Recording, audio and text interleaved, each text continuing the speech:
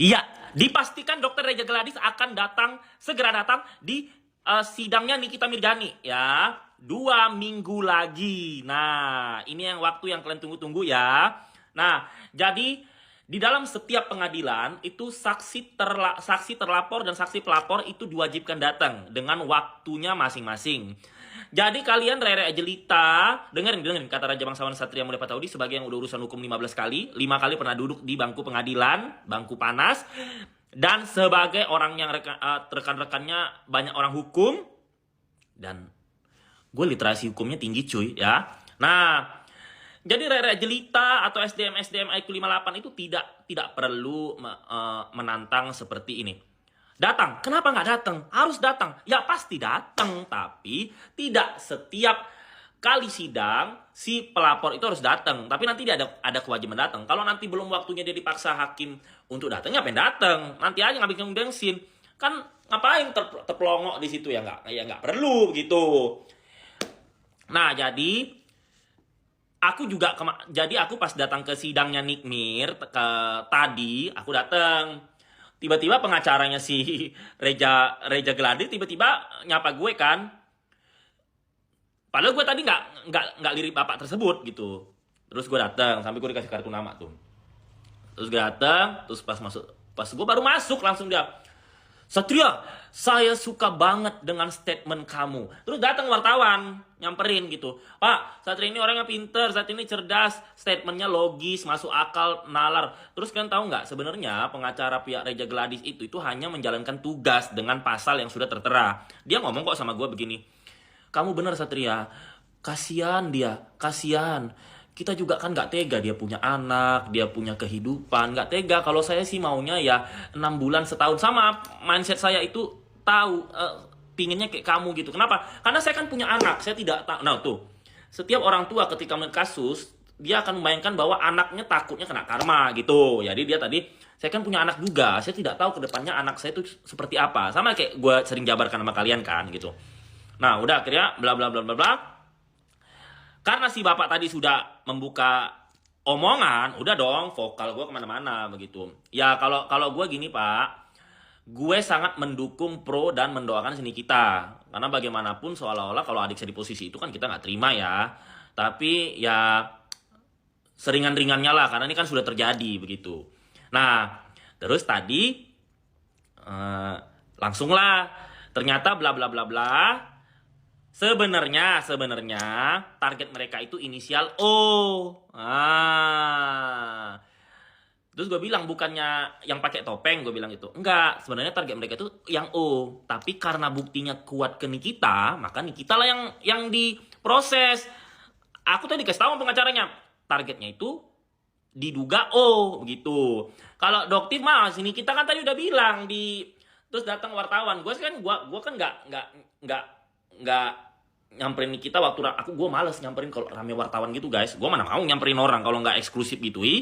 Kalau gue nggak mau gitu. Jadi kalau gue pun nggak mau di depan, karena kalau datang ke pengadilan lu duduk depan udah panas sumpek, lu mau pipis susah, aku ini kan orangnya dulu kan nyokap gue itu waktu hamil gue itu makan kepiting. Jadi lu kalau tahu gue itu tipe orang yang kesana. Jadi gue kalau duduk 3 jam di situ, kecuali nonton film Bollywood dan Hollywood, aku tidak mau duduk stuck begitu. Boring, aku susah keluar. Terus kan wartawan suka manggil, Sat, wawancara dulu, Sat. Aku kadang nolak, nanti tunggu habis putusan. Enggak, wawancara sekarang, Sat, gitu. Nah, gitu. Jadi kayak gitu, guys, gitu. Nah, jadi aku kalau datang itu mantau, cukup aja di pintu. Nah, kalau gua bosan pergi, kalau gua mau pipis ke toilet, kalau wartawan mau wawancara, gua ladenin, ya kan? Nah, kalau lagi rame-rame gitu. Nah, terus wartawan ngomong ke gue, ini udah pada saat sidang nih, gue lagi di luar. Nah, iya, orang sini kita ngomong kok. Kan wartawan yang nanya, nih kita gimana nih Doktif gitu. Dia langsung bilang, alah Doktif nggak usah datang deh, menunggu pengadilan aja, udah bilang aja sama dia nggak usah datang gitu. Nih kita bilang gitu, berarti mereka memang pecah kongsi guys sekarang gitu. Kalau gue tidak mau menjelekkan semuanya, semua kubu ya, karena gue nggak punya masalah sama Doktif. Doktif juga nggak merugikan gue, semua kubu juga tidak ada hubungan simbiosis mutualisme sama gue pekerjaan. Jadi kalau gue ini lebih membahas ke inilah alurnya begitu. Apakah nanti Nikita akan dibebaskan? Tadi aku lama ngobrol sama si pengacara si Reja Gladys tanpa harus pro ke si Reja Gladys, dan gue langsung bilang sama dia, ya saya empatik aja sama Nikita Pak, begini gitu gitu.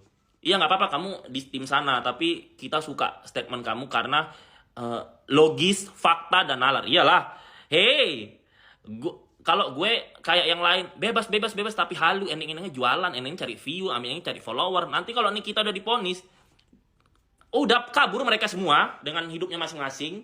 Nah, iya kan? Jadi muna begitu loh, supaya cari panggung aja di situ. Nah, jadi kalau gue lebih natural, ya kan? Nah, nanti itu aku sudah dapat bocorannya gitu. Jadi nanti pengajuan Nikita tuh ditolak guys, sudah dipastikan ditolak. Kenapa? Karena aku udah dapat ininya langsung gitu. Jadi nanti minggu depan itu kan keputusan hakim. Kalau aku udah dapat info-info dari lawyer-lawyer sama orang-orang di situ dan wartawan-wartawan, minggu depan tuh pasti ditolak. Tuh kan. Nah, nanti habis ditolak baru datang si Reja Gladys. Nah, tadi yang masih dengar di kuping gue nih, saksi yang akan datang masih denger ya, diduga nih. Saksi yang datang itu si Daviena. Nah, terus Sela Sokia itu. Nah, nanti faktanya itu atau benar atau tidak, lihat aja nanti begitu. Nah, kalau dari Nikita mungkin Dokter O ya. Doktif gue nggak tahu karena Doktif udah pecah kongsi sama si Nikita. Ini kita ya udah ngomong begitu gimana tuh? Nah, jadi sebenarnya gini guys, kalau di pengadilan itu tahap dimana kita harus mengambil simpatik dan empatik dari hakim dan GPU itu dari hari pertama guys. Karena kalau mereka baper, setelah mereka membaca teori, setelah mereka praktek memutar otak untuk menyimpulkan, itu semuanya pakai mood. Ya sekarang gini kalian kalau dalam urusan pekerjaan, kalau misalnya kalian baper, tersinggung, kalian marah nggak sama lawan kalian? Nah, jadi bukannya ada rasa maaf, malah jadinya gue kerjain lo, gitulah istilahnya seperti itu. Namanya manusia begitu kan. Nah jadi besok minggu depan itu Kamis itu putusan dari si hakim setelah dari JPU. Nah intinya gini, Raja Bangsawan Satria Mulia Pataudi di sini itu main tunggal gitu. Jadi gue support, mendoakan dan sambil belajar ya. Kita kan kalau datang ke sidang gitu kita sambil belajar apa yang tidak boleh kita lakukan, apa yang boleh kita lakukan supaya kita tidak masuk penjara.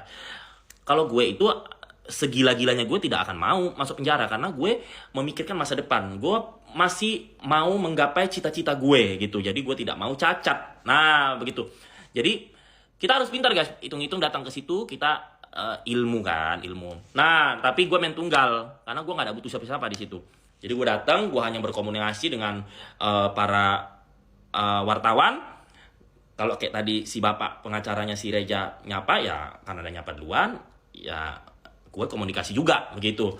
Dan gue nggak ada kubu ini karena jadi fans Nikita ini kan ada dua ya, ada yang alay, ada yang elegan. Nah kalau yang alay-alay ini itu yang merusak suasana, itu yang bisa nanti bikin efeknya ke Nikita hukumannya berat. Padahal Nikita udah baik sekarang, udah senyum-senyum, udah sopan, udah nangis, anaknya juga sakit. Itu kan membuat simpatik dan empatik si para pengadilan. Gara-gara nanti si war ya kan, hemong-hemong kos-kosan, terus fans-fans alay yang tidak berpendidikan, SDM tamat SMP, ngejek-ngejek si pengadilan, hukumannya jadi berat. Kasihan dia. Sekali lagi, gue mikirin dia begitu. Nah jadi gue kesana main tunggal ya, karena gue nggak peduli juga sama siapa-siapa di situ. Lu bukan teman gue, bukan menguntungkan gue. Lu mau siapapun nggak penting. Dan jangan sok ngartis di situ siapapun ya, karena artis lokal, artis yang cuma terkenal ngejob satu negara, ke luar negeri nggak ada yang kenal mentok TKI atau sebagian kecil masyarakat Malaysia, digaji pakai mata uang terkecil nomor 5 di dunia yang sebagian besar penontonnya ada rakyat jelita. Jadi di sana semua itu jangan sok ngartis. Siapa lo nggak menguntungkan ya? Gue cuek aja, lo bukan siapa-siapa gue.